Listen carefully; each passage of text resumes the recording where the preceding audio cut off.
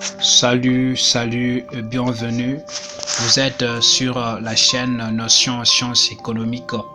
Dans cette vidéo, nous allons vous présenter, ou je vais vous présenter, le fonctionnement des comptes ou savoir comment fonctionnent les comptes. En général, nous avons les comptes qu'on appelle les comptes de bilan ou patrimoine, les comptes de gestion et les comptes analytiques. Mais aujourd'hui, on va se marteler plus sur les comptes du bilan ou patrimoine et les comptes de gestion. Maintenant, les comptes qu'on appelle les comptes de patrimoine ou les comptes du bilan, ces comptes, nous les trouvons dans la classe qui va de la classe 1 à la classe 5. Donc la classe 1, 2, 3, 4 et 5. Là, nous trouvons les comptes du patrimoine ou du bilan. Donc ces comptes peuvent se situer donc du côté actif ou encore du côté passif. Mais les comptes de gestion regroupent uniquement les comptes de classe 6 et la classe 7. Et la classe 6 qu'on appelle le compte de charge et la classe 7 compte de produit. Maintenant, on doit comprendre que un compte d'abord c'est quoi? Un compte est un tableau dans lequel on enregistre les valeurs subies par un même poste du bilan et d'où un compte est subdivisé en deux parties. Nous avons la partie gauche qu'on appelle débit ou droit et la partie droite qu'on appelle crédit. Mais aussi un compte a toujours un nom. Par exemple, le compte 41 qu'on appelle qui a comme nom client, le compte par exemple 57 qui a comme nom caisse, et aussi le compte qu'on appelle 13 qui a comme nom résultat. Maintenant, comme nous vous l'avons dit dans l'entame de cette vidéo, que le compte de patrimoine correspondent au compte d'actifs et au compte de passifs, et ces comptes figurent dans la classe 1 à la classe 5. Maintenant, comment fonctionnent d'abord les comptes d'actifs et les comptes de passifs? Le compte d'actifs fonctionne ou encore obéissent. Maintenant, les comptes d'actifs obéissent à une règle ou à la règle suivante. D'abord, les comptes d'actifs sont débités de leur valeur initiale ou solde à nouveau et des augmentations, et ils sont crédités des diminutions. Et par conséquent, il faut d'abord qu'il y ait un avoir avant de pouvoir les diminuer. Par contre, les comptes de passifs obéissent à cette règle aussi. Les comptes de passifs sont crédités de leur valeur initiale au solde à nouveau et des augmentations, mais débités de leur diminution. Et schématiquement, ça se présente de cette façon: compte d'actifs, compte de passifs. Exemple pour un compte d'actifs, schématiquement se présente comme suit. Le compte client, c'est un compte d'actifs, le compte 41.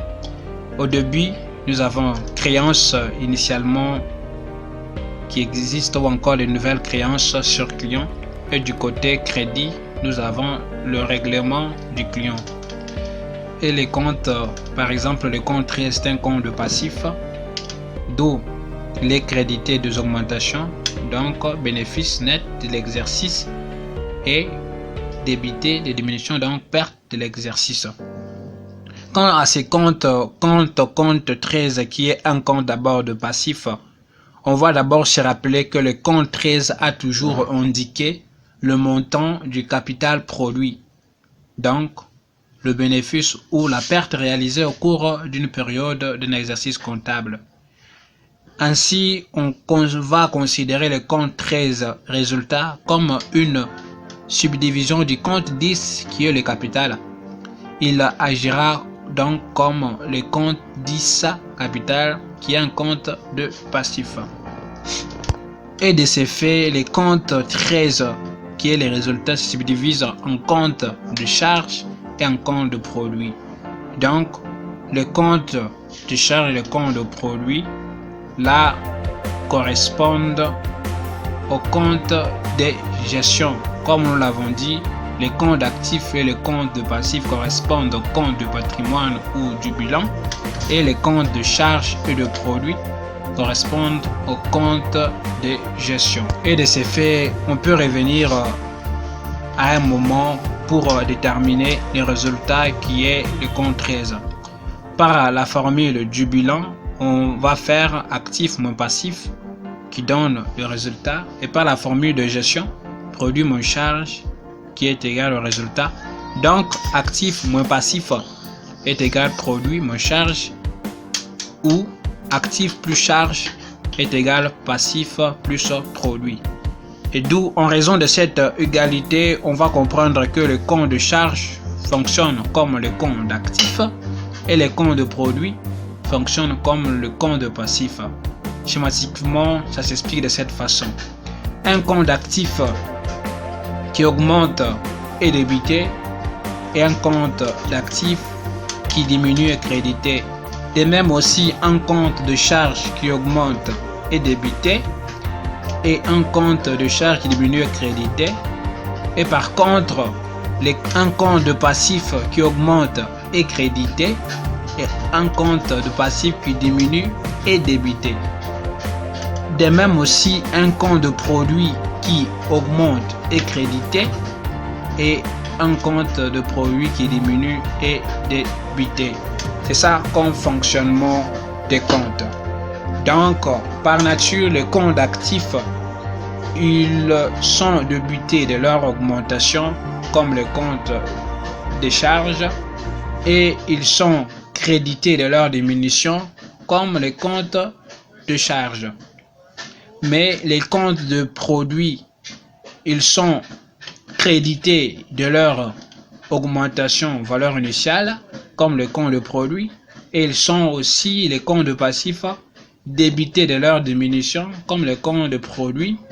Sinon, merci d'avoir suivi cette vidéo jusqu'à la fin.